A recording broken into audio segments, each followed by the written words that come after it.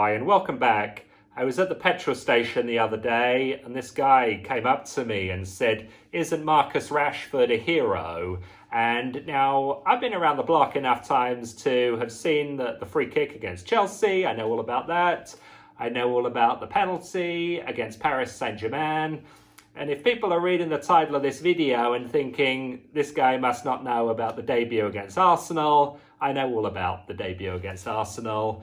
But what this gentleman was referring to was the story in the news about how Marcus Rashford has successfully lobbied the government to do a U-turn on these free meals for school kids while they've been in lockdown. They're not getting the free food. And Marcus Rashford wants taxpayers to commit another £63 million to pay for this stuff. And now on the flip side of this story, Marcus Rashford has gone out himself and donated some money, and he's got other people to raise money, and they've raised sort of 20 million towards the fund, and I got total respect for that. I got no problem with that. British people should be able to spend their money as they want. But what about the money committed to obligated to British taxpayers? Through this lockdown, we've gone from 2 trillion in debt to now 4 trillion in debt.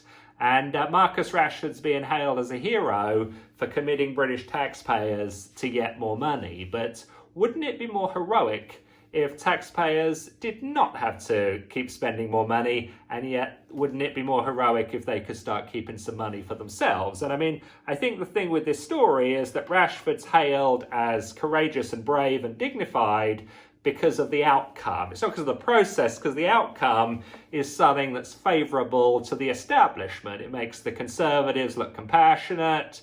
It makes the media feel good and provide a feel-good story for the people, because going into more debt makes us feel much better than going out of debt.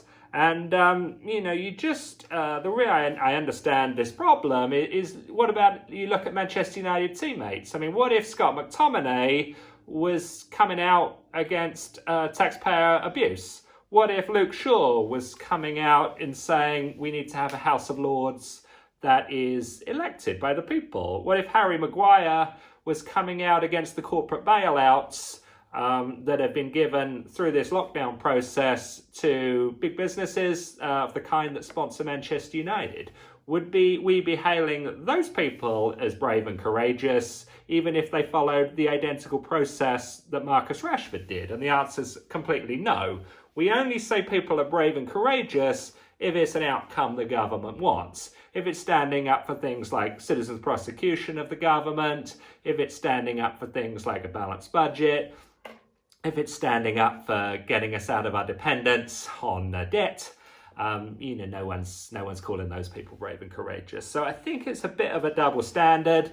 The other thing on this issue is to ask the question that Marcus Rashford's not going to ask, and that is, why are these children hungry in the first place? Now, I've got plenty of sympathy for couples that get together, have children, and then fall on hard times. But what about the women that have children with men with no money and no job, and which creates a welfare dependence from birth and continues through most of the life of the child? Don't those women deserve any scrutiny? And, I know Marcus Rashford comes from a single mother household, and I'm sure when Mrs. Rashford got together with Mr. Rashford, they had plenty of money and plenty of prospects for a happy life. And, it's just unfortunate that they fell on hard times. I'm sure the Rashfords are a nice family. I know Marcus Rashford's been a big success in his life, and I totally respect that.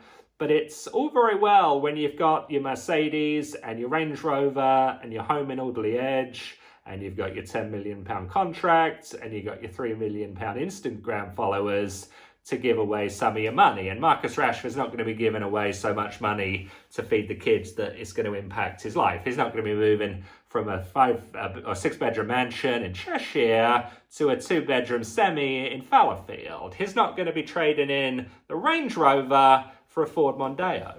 But what about British taxpayers that live in the 2-bedroom semi and aspire to living in the 6-bedroom mansion? What about the British taxpayers that drive the Ford Mondeo and they want to upgrade to the Range Rover? Why can they not do that in a seamless way like Marcus Rashford did? Why do they have to be giving away their money to feed children that are not even theirs? And I think Obviously, the government's committing to 63 million out of this process, and I do think it's a bit of a fraud that we do not expose these kind of puff pieces, these feel-good stories that are a manipulation of the British people. I mean, a lot of people probably watching this video saying, look, David, we've had a really tough time during lockdown.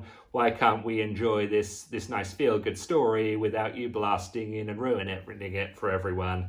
But the bottom line is, it's a fraud. You got a black athlete off the back of the Black Lives Matter protests coming in there to talk about feeding needy kids. It's about as politically correct as wearing a rainbow t-shirt to a gay pride parade outside an NHS hospital. I mean, how it's brave and courageous is beyond me. It's brave and courageous to go against the political grain. It's brave and courageous to talk about things like prosecuting the government for the brazen abuse of all our civil liberties. It's brave and courageous to start talking about why can't we become a creditor nation instead of a debtor nation. Surely it's brave and courageous to ask the question of why all these Premier League players have to have Black Lives Matter on the back of their t-shirts when this is a foreign organisation that does not have our best interests at heart. So they're the brave and courageous things. Marcus Rashford's not going to go down those tracks. He wants to deal with the puff piece stuff.